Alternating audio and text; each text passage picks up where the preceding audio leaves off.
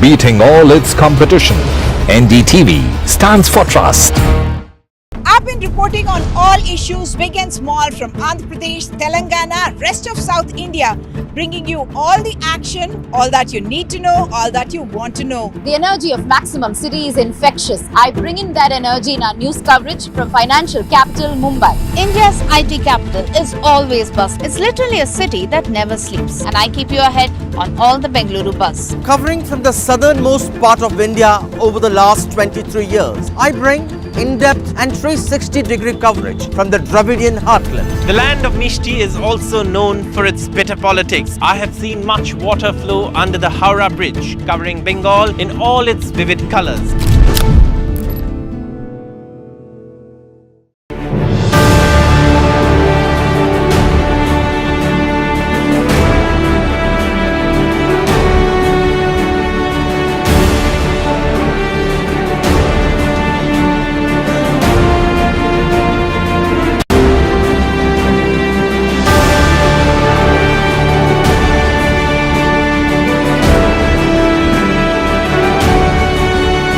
RP Sanjeev Goenka Group presents NDTV Indian of the Year, powered by Raymond, co-powered by Gallant.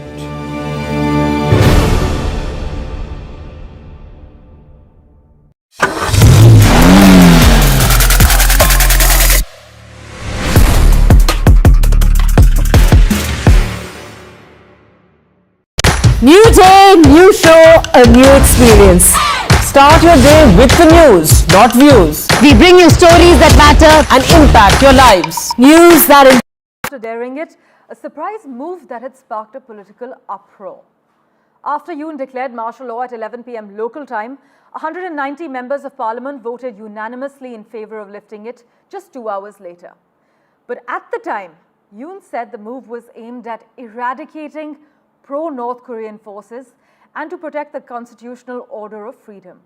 He did not specify what measures would be taken, but Yoon, by the way, has struggled to push his agenda through the opposition-controlled parliament. And in his address, just late on local time midnight, he cited the Democratic Party's rejection of a government budget plan and also a motion to impeach the country's top prosecutor.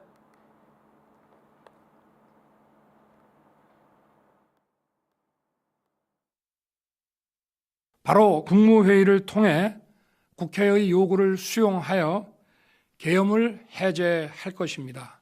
다만 즉시 국무회의를 소집하였지만 새벽인 관계로 아직 의결 정족수가 충족되지 못해서 오는 대로 바로 계엄을 해제하겠습니다. Well, many are questioning whether President Yoon's declaration of martial law could be seen as a necessary response to national security threats or whether it could be considered an overreach of executive power. But how exactly does this crisis affect public trust in President Yoon's administration as well as South Korea's democratic institutions? That's under the scanner at the moment. But just to recap, if you're tuning in, well, South Korean President Yoon Yeol had announced plans to lift martial law in the country just hours after declaring it, which is a surprise move that had sparked complete political uproar. 190 members of parliament voted unanimously in favor of lifting martial law just 2 hours later. And at the time, Yoon had said that the move was aimed at eradicating pro-North Korean forces and to protect the constitutional order of freedom. However, you must note that he did not specify what measures would actually be taken. We have with us at the moment Bill Gallo, Voice of America's Seoul Bureau Chief. Thanks so much, Bill, for making time for us. Is President Yoon's declaration of martial law being seen as initially a necessary response to national security threats, or now is it being considered an overreach of executive power? Nearly everyone I have talked to sees this as an overreach of power, and that includes many on the South Korean conservative side of the spectrum. There are early morning editorials in many South Korean papers that are fiercely critical of Yoon. Not all of them are calling for him to step down, but many of them are calling for him to step down. It was not clear exactly why he did this for political reasons or national security reasons. The rationale is a bit confusing. This was a very surprising move. I think a lot of people are very confused that it happened at all. they're perhaps relieved that Yoon has backed down, but he is under a phenomenal amount of criticism this morning here in Seoul and overseas. Bill, also, how does this entire crisis affect public trust in President Yoon's administration, also in South Korea's democratic institutions as a whole?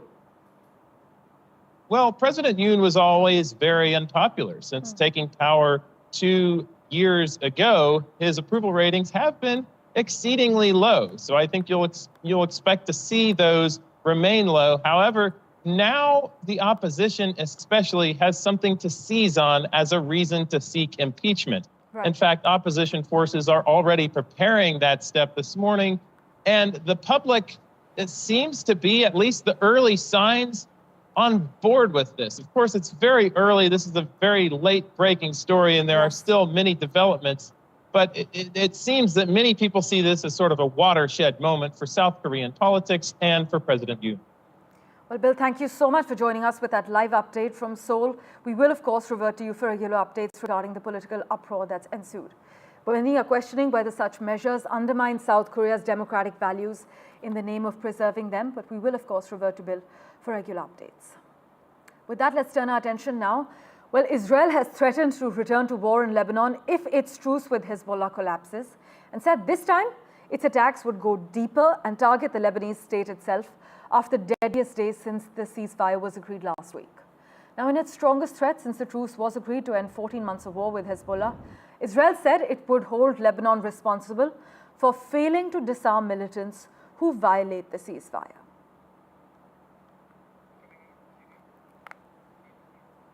In other news, Syrian and Russian warplanes have launched concentrated air and missile strikes on the central province of Idlib, killing and wounding dozens of terrorists and destroying their vehicles and weapons, is what the Syrian Defense Ministry has confirmed.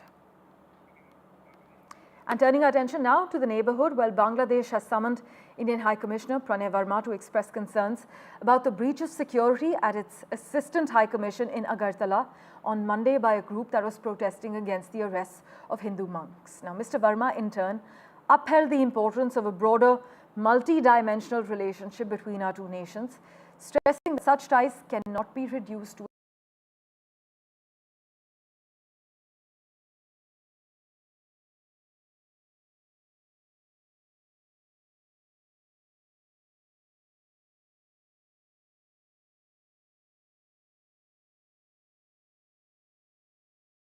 Mr. Brahmachari. My colleague Saurabh Gupta has been tracking the finer details for us. He joins us at the moment. Saurabh, India-Bangladesh discord has escalated clearly? Absolutely. There's no doubt that this has escalated and this has become an issue that will require some really deft handling and some, very fine diplomacy to resolve. Because on the one hand, you have the issue of India demanding the process of law. And the process of law being that Chinmay Krishna Das, the Hindu priest, being given a proper trial, access to legal counsel, something that is very basic. Now, we've seen videos of the court complex where there are lawyers, probably belonging to radical groups, who say that anyone who gathers the courage to actually defend Chinmay Krishna Das in court will be beaten up right in the court itself. In such an atmosphere of fear, of threats, how will any lawyer defend him? How will he have the basic right of any individual, that is to have his day in court and defend himself? And that's a question that the Bangladesh authorities need to answer. And that's also a question of security that needs to be raised. Now, there is, of course, persecution of the minority community in Bangladesh. That's come up in the UK Parliament as well. A lot of parliamentarians in the United Kingdom in Britain have also spoken about it. And this is something that probably will, not only is now in the focus of the neighborhood, but also the world's focus. And like I said, that idea of a peacekeeping force floated by Mamata Banerjee is also now there in the public domain and could be one of the solutions to bring an end to the persecution of minorities. And the Bangladesh government will have to do more to show it's serious about the maintenance of law and order, about due process. As always, Saurabh, thanks so much for joining us with the latest details. In other news, in his first statement to Parliament since India and China reached an agreement in October on patrolling arrangements in the Depsang Plains and Demchok, which are two friction points along the line of actual control, External Affairs Minister Dr. S. Jaishankar has said that the conclusion of disengagement has set Delhi-Beijing ties in the direction of some improvement. To quote him, "Recent developments that reflect our continuous diplomatic engagements, I have set our ties in the direction of some improvement," is what he said in a detailed statement in Lok Sabha. Listen in to what Dr. Jaishankar had to say. The House is aware that our ties have been abnormal since 2020, when peace and tranquility in the border areas were disturbed as a result of Chinese actions. India and China have held talks for multiple decades to resolve the boundary issue. While there is a line of actual control, LAC, it does not have a common understanding in some areas. We remain committed to engaging with China through bilateral discussions to arrive at a fair, reasonable, and mutually acceptable framework for a boundary settlement. Well, let's turn our attention now to the US. Well, sources have informed us that Nargis Fakhri has not been in touch with her sister Alia Fakhri, who has been arrested on charges of murdering her former boyfriend and his friend in New York. And in fact, they have not been in touch for more than 20 years, is what our sources have indicated. Nargis Fakhri, who is the elder sister of Alia Fakhri, is yet to make an official statement on the case, but their mother has so far denied the charges against her daughter. But according to the Queen's District Attorney, Melinda Katz, Alia Fakhri set a two-story garage on fire when her former boyfriend and his friend were asleep. Natasha Esrani reports from the Jamaica area where this incident took place. This is a huge borough, and we are right now in Jamaica. And yes, I'm standing in front of the house where the alleged incident took place according to the indictment. I want to explain something about this house. I'll ask my camera person to step back a little bit to show us the house. But the reason you don't see any fire marks on this house is because the incident actually took place behind the house in what they call a detached garage. That garage could only be accessed through this route going in, and that's been blocked right now by NYPD with those wooden planks, because that's where the incident took place. The garage was set on fire, according to the indictment, by Alia Fakhri, really trapping the two people inside, a woman and a man. Now, the man is allegedly her ex-boyfriend, who Alia purportedly was trying to get back in touch with for about a year, and this is being described by the DA's office as trapping two human beings in a raging inferno. And Alia is going to be coming back to court in December 9th to see what happens further in her case. She is facing 4 counts of first-degree murder, 4 counts of second-degree murder, as well as charges on arson. So this is the house. That was the garage at the back. We can't show you the garage because it's blocked off and there's no other access to it. But we do have 2 NYPD police cars that have been here. They've been stationed here for the last few minutes, right to my left, actually. And I did get a chance to speak very briefly to neighbors of Edward Jacobs. And what they said was they knew about the fire. They're very sorry about what happened, but they didn't really want to talk anymore and tell us anything else. They were on their way to work, but we will find out more from the Queen's District Attorney's Office, who you also reached out to for comment, and we will see now what happens next when she appears in court in Queens on December 9th. Staying with updates from the US, where officials announced expanded curbs to China's access to cutting-edge semiconductors, a last gasp in the Biden administration's years-long effort to counter Beijing's tech progress. Washington restricted exports to 140 China-based companies, limited sales of particular kinds of semiconductors, and imposed stricter rules on the transfer of chip-making tools ahead of Donald Trump's return to the White House. Trump, by the way, has promised to introduce even more restrictions, including levies of up to 60% on all Chinese products. But China is already readying its retaliation to Trump's promised tariffs, with options including restricting the export of key minerals, targeting US companies, and courting some of the US's traditional allies, as per reports. But American businesses in particular could be in for a bumpy ride if China enforces retaliatory measures, is what many analysts have already warned.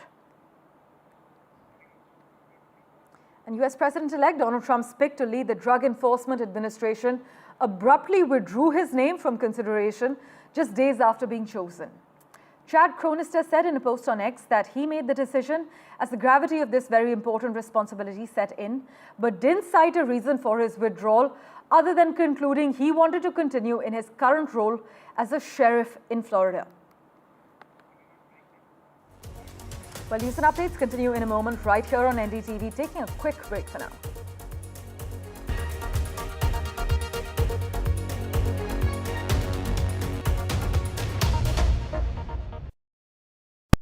Introducing Vice 4K UHD Smart TV. Quantum Luminate gives more than 1 billion colors. Upscale your content resolution up to 4K.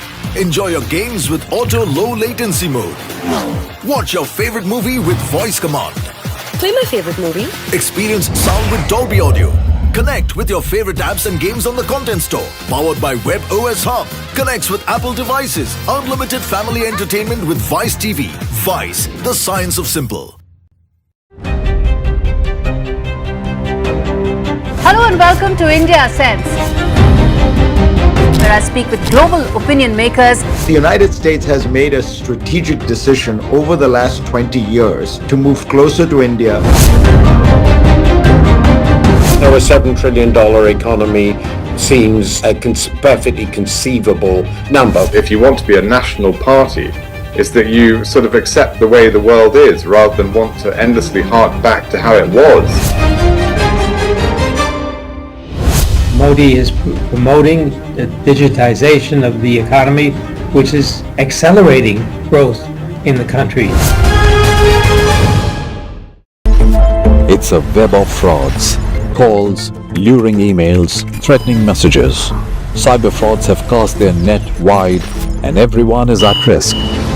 We track the victims, their horror stories as they get conned online, extorted and robbed of their hard-earned money.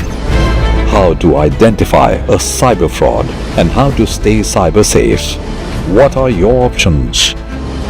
Fraud.con, NDTV initiative for cyber safety. Only on NDTV 24/7. NDTV proudly upholds its legacy of trust and credibility.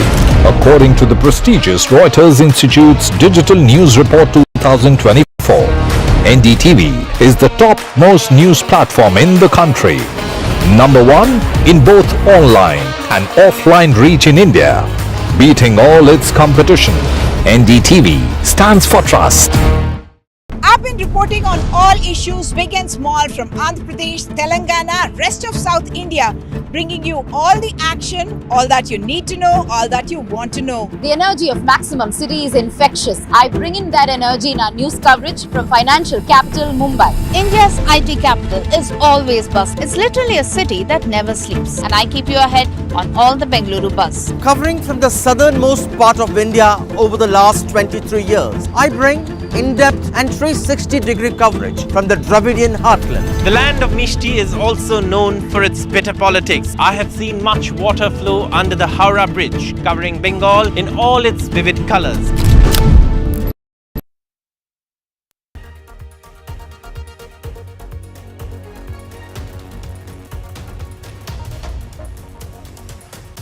Well, France's minority government looks in its final hours as opposition lawmakers from the left and the far right vowed to topple Prime Minister Michel Barnier's cabinet. In fact, a no-confidence vote is scheduled for today at Parliament in the wake of a divisive budget debate with a great chance of being successful. My colleague Ross Cullen reports from Paris. Yes, so those no-confidence votes will be taking place on Wednesday afternoon, local time here in Paris.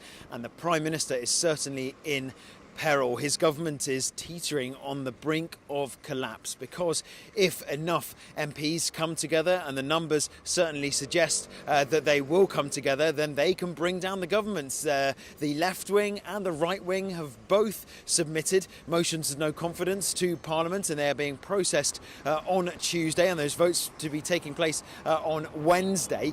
If they vote against the Prime Minister, then Michel Barnier will have to resign. He will submit a letter of resignation to the President, to President Macron, who can then choose to try to find somebody else, or can ask Michel Barnier to stay in post and can reappoint him. All of this is linked to the fact that the government had tried to suggest a budget to Parliament, and then it chose to force that budget legislation through the National Assembly, bypassing MPs. It says the budget is proportionate, it's reasonable, but it couldn't garner enough support among lawmakers to pass it through the National Assembly the regular way, so it chose to use executive powers to send it through the National Assembly. But if you do that, it does open yourself up to the possibility of facing no confidence vote. If Michel Barnier does lose that no confidence vote on Wednesday, he will become the shortest serving Prime Minister in French history, and it'll be the first time a government has lost such a vote since 1962. Ross Cullen, NDTV, Paris. Now the news. Russian drones struck critical infrastructure in Ukraine's western Ternopil region last night, overnight in fact. The Ukrainian Air Force has said this, and the attack has actually left parts of the city of Ternopil without electricity just a week after Moscow's strikes cut power to much of the city as well as the surrounding region. And this as Ukraine has blasted an agreement struck 30 years ago under which it relinquished nuclear weapons in exchange for security assurances that never materialized, as it makes a concerted push for an invitation to join the NATO alliance. Kyiv is desperately calling for robust security guarantees to protect it from renewed Russian aggression, as Donald Trump's return to the White House raises fears of a rapidly struck settlement of the war that would leave it exposed. In other news, Amazon and artificial intelligence company Anthropic are actually building a massive cluster of computers that dwarfs the processing power used to build current AI models. Amazon's cloud computing arm has said it's planning to build a massive supercomputer dedicated to artificial intelligence development, and this so-called ultra cluster will be made up of hundreds of thousands of Amazon Web Services Trainium chips, as well as a new server. Now, this supercomputer is expected to be completed next year and will be one of the largest in the world for training AI models.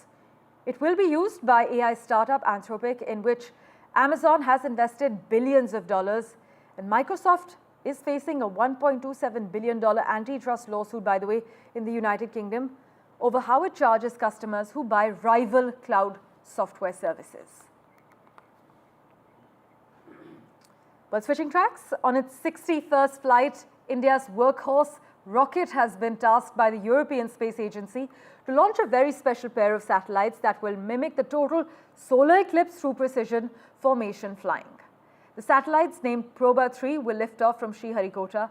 My colleague Pallav Bagla spoke exclusively to Professor Dipankar Banerjee, a solar physicist and director of ISRO's Indian Institute of Space Technology in Thiruvananthapuram, to decipher the mission. Listen in. India is getting ready to launch a satellite for the European Space Agency called the Proba satellite, a satellite to study the sun. I have with me a well-known solar scientist or solar physicist, Dr. Dipankar Banerjee. He is the director of ISRO's Indian Institute of Space Technology in Thiruvananthapuram and a well-known astrophysicist. Thanks a lot for speaking to me. My pleasure. What is this satellite which the Polar Satellite Launch Vehicle will launch from Sriharikota? It's a very unique experiment. They're going to do a formation flight. So it means, it's a twin satellite. The first satellite will carry a payload which will actually block the solar disk. Normally, if you want to do imaging of the solar corona, either you have to wait for the total solar eclipse when the moon blocks the solar disk and you see the beautiful corona. Otherwise, you can also go to space and build an artificial instrument called a coronagraph, which is there actually in Aditya L1. Aditya has that, correct. So Aditya L1, the major payload is called the visible emission line coronagraph, which is artificially blocking the solar disk and trying to image the solar corona. Here, the first satellite will behave like a moon and it will block the solar disk, and the second satellite will image the solar corona. So it's a very, very unique way, but to maintain the separation of these two satellites and accurately position them in space is a huge task. Thank you for investing your time in watching this edition of The World 24/7. As always, we'll keep tracking the latest updates for you. Do stay tuned.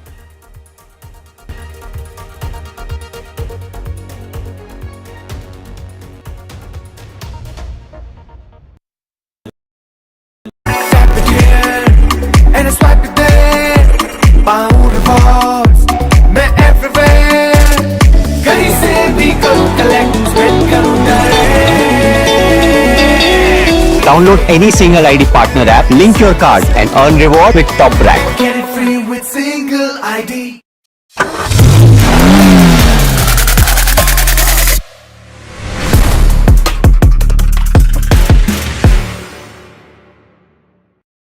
New day, new show, a new experience. Start your day with the news, not views. We bring you stories that matter and impact your lives. News that informs and keeps you ahead. From Maximum City, Mumbai, to the seat of governance, Delhi, NDTV brings to you the best breakfast show. The breakfast show only on NDTV 24/7 every morning at 8 a.m. In today's interconnected world, India's voice is more crucial than ever. When India speaks, the world listens. At NDTV World, we are that voice, bringing you intelligent and insightful news from India and beyond. From geopolitics and diplomacy to economic shifts, migrations, tech disruptions, and the stories of our diaspora. We cover the news that shapes our global future. NDTV World, your new home for global news is here.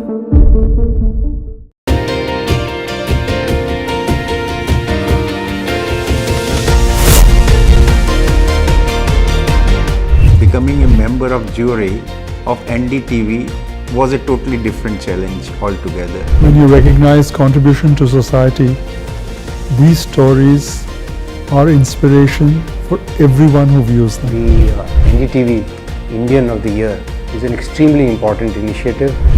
Nominees were just extraordinary. Each one of them is a rock star.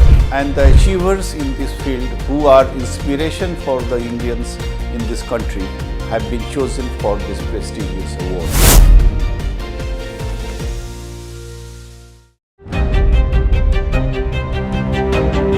Hello and welcome to India Sense, where I speak with global opinion makers. The United States has made a strategic decision over the last 20 years to move closer to India.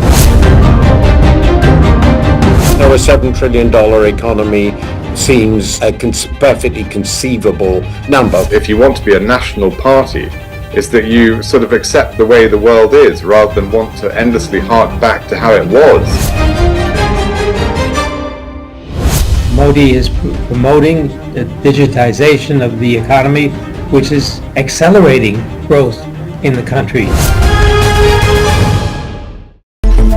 It's a web of frauds, calls, luring emails, threatening messages. Cyber frauds have cast their net wide and everyone is at risk. We track the victims, their horror stories as they get conned online, extorted and robbed of their hard-earned money. How to identify a cyber fraud and how to stay cyber safe. What are your options? Fraud.con, NDTV initiative for cyber safety. Only on NDTV 24/7. NDTV proudly upholds its legacy of trust and credibility. According to the prestigious Reuters Institute's Digital News Report 2024, NDTV is the top-most news platform in the country. Number one in both online and offline reach in India, beating all its competition. NDTV stands for trust. I've been reporting on all issues big and small from Andhra Pradesh, Telangana, rest of South India, bringing you all the action, all that you need to know, all that you want to know. The energy of Maximum City is infectious. I bring in that energy in our news coverage from financial capital Mumbai. India's IT capital is always buzz. It's literally a city that never sleeps. And I keep you ahead on all the Bengaluru buzz. Covering from the southernmost part of India over the last 23 years, I bring in-depth and 360-degree coverage from the Dravidian heartland. The land of Mishti is also known for its bitter politics. I have seen much water flow under the Howrah Bridge, covering Bengal in all its vivid colors.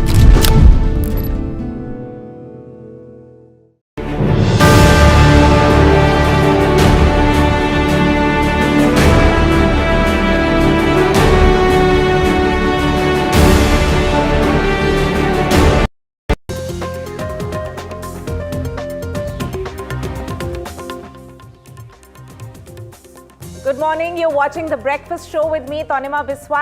We have a power-packed bulletin lined up today with a lot of political updates coming in, of course, from Maharashtra. Will we finally come to know who's going to be the next Chief Minister of Maharashtra? Expectedly, both Devendra Fadnavis as well as Eknath Shinde are expected to go and meet the Maharashtra governor today. And we'll, of course, be tracking all the details on that. But first up, the top headlines.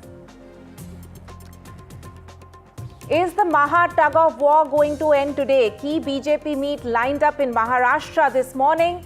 As per sources, Eknath Shinde and Devendra Fadnavis both likely to meet the Maharashtra governor today. Congress MP and leader of opposition in the Lok Sabha, Rahul Gandhi, plans his Sambhal visit today. In the last update that we got, Sambhal district magistrate had in fact made it clear in a letter that there's going to be no entry for outsiders till December 10th.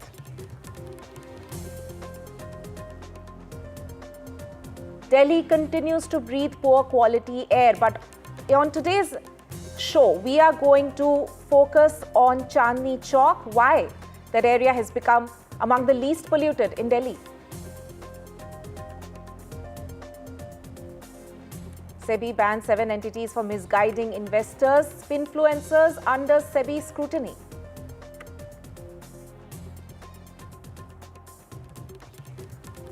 Centre cracks the whip in digital arrest fraud. 1,700 Skype IDs, over 59,000 WhatsApp accounts blocked.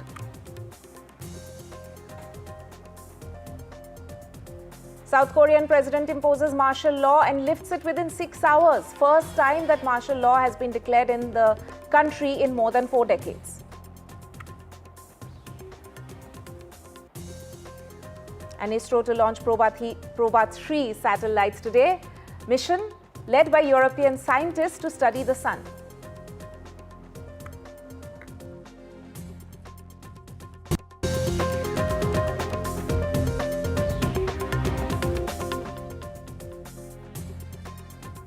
Right, our top focus is, of course, the top political story, which has been a headline for several days now, even after the NDA government, the NDA bloc rather, won with a landslide margin in Maharashtra. But the suspense still continues over who's going to be the next chief minister. Now, there's a key BJP legislative party meeting lined up today in a few hours from now.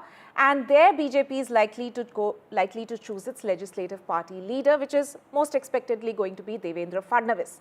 Now, as per sources, Eknath Shinde as well as Devendra Fadnavis are expected to meet the Maharashtra governor today to stake claim. But the exact shape and form in which the cabinet is going to look at, Maharashtra cabinet is going to look like, is not clear yet. Remember, the oath-taking ceremony, as per the BJP, is going to be tomorrow at the Azad Maidan, and preparations have been underway for days now since BJP made that announcement over the weekend. For more on this, I'm joined by my colleague Anuj as well as Sujata, who is joining us and tracking this story. First up with Anuj. Anuj, we know that the BJP legislative meeting is lined up today at around 11 a.m. And no surprises there. I'm sure it's going to be Devendra Fadnavis who's picked as the leader. But is there clarity as to whether the deadlock has been broken with Eknath Shinde? Has he agreed to the 1 CM, 2 deputy CM formula? Any word on whether he has agreed to take the deputy CM post? The development that took place late yesterday afternoon was very crucial because this entire political proceedings had met a stalemate in last few days, considering Eknath Shinde's surprise visit to his village. And even after coming back, he was in Thane for a couple of days without really getting involved in any of these political parleys here in Mumbai. But what we saw happen yesterday is an exchange of, a lot of important thoughts, and of course, leaders from Shinde camp visiting Sagar Bungalow and vice versa happening as well, which showed that there is some sort of promise, which is seen as far as the pacing up of these entire events is concerned. Now, the 45-minute long meeting that Devendra Fadnavis held with Eknath Shinde is considered to be very crucial. Of course, he was there under the pretext of checking on how Eknath Shinde is doing, but a lot of important things were reportedly discussed there, including the structure of the top executive heads that will come in a better shape today afternoon. But the question about whether Eknath Shinde will actively take part in the government is yet to receive any sort of clarity from the official standpoint, right? It has been about what we've seen since last 10 or 11 days is that Eknath Shinde and his faction of Shiv Sena has been trying very hard to get either the chief ministership or to get some very key portfolios, neither of which the Bharatiya Janata Party has been let go of either from itself or from the NCP's quota. Now, when you talk about Home Ministry or Finance Ministry, that is been held by the Bharatiya Janata Party and the NCP party respectively, and Eknath Shinde himself pulled himself out of the contention when it comes to the CM race. But he will be the Shinde Sena will be getting as many as 9 to 12 of those ministerial berths which they already had, which includes PWD, which includes urban development, and might also get something like agriculture. But we saw that the leaders of the Shinde Sena were very vocal about pushing their own leader to be for the top post. But there has not been enough elbow space given or enough compromise being made by the Bharatiya Janata Party as of yet. But the little that has been done will only become clear after today afternoon. Right, Anuj, before I let you go, just explain for our viewers what can we expect this morning over the next few hours, what's likely. We know that the BJP legislative meeting is lined up, but are there meetings ahead to this? And any timing that we know yet as to when Eknath Shinde and Fadnavis might go to the Governor House? Yes, the meeting with the governor might take place in the afternoon, close to 3 to 4 p.m. today. But before that as well, the first important meeting of the day is going to be that of the Legislative Assembly members from the Bharatiya Janata Party, which starts at 10 o'clock at Vidhan Bhavan. After that, there is a high probability of the Mahayuti leaders meeting here because Ajit Pawar is still not here in Mumbai. He will be here in a short while from now onwards. So when all the three heads of the local parties here come to Mumbai, there is a high probability of them holding the Mahayuti meeting, which was expected to take place last week after the Amit Shah meeting. And in the afternoon, all three of them, in all likeliness, are expected to visit the governor to stake their claim for the government. We will, of course, be coming back to you for tracking all the updates coming in on this very important story that we have been following of the political updates taking place in Maharashtra, and a lot of curiosity around whether or not we'll finally come to know who's going to be the next chief minister, whether a formal announcement is expected today. Thank you so much for joining us with that. Shifting focus to another important political story, Congress MP and leader of opposition in the Lok Sabha, Rahul Gandhi, is expected to visit Sambhal today. Remember, there has been tension in the area over a survey on November 24th at a local mosque. DM of Sambhal, meanwhile, has written a letter to officers of neighboring districts, including the satellite towns of Delhi, Ghaziabad and Noida, to stop Rahul Gandhi from crossing the border. Remember, 4 people died and 20 others, including police personnel, were injured in the violence that took place in Sambhal. So we'll of course be tracking updates on that, but what's the situation at the border areas? Because this letter from the DM of Sambhal has of course gone out to all the neighboring district magistrates and collectors. I'm joined by my colleague Ishika, who's at the DND at the Delhi-Noida border. Ishika, what kind of security or barricading, if any, are you seeing around you?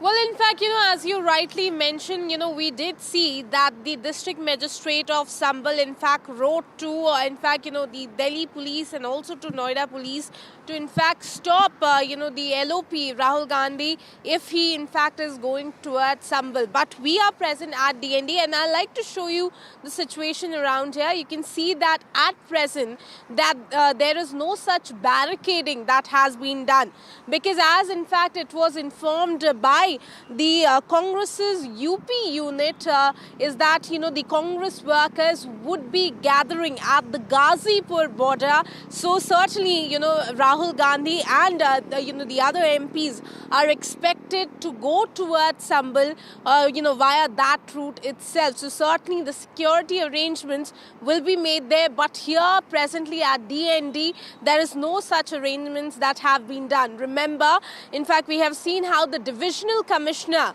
in fact of there had appealed to Rahul Gandhi to reconsider this his move, because it is in fact a known fact that the district magistrate there had put a ban on the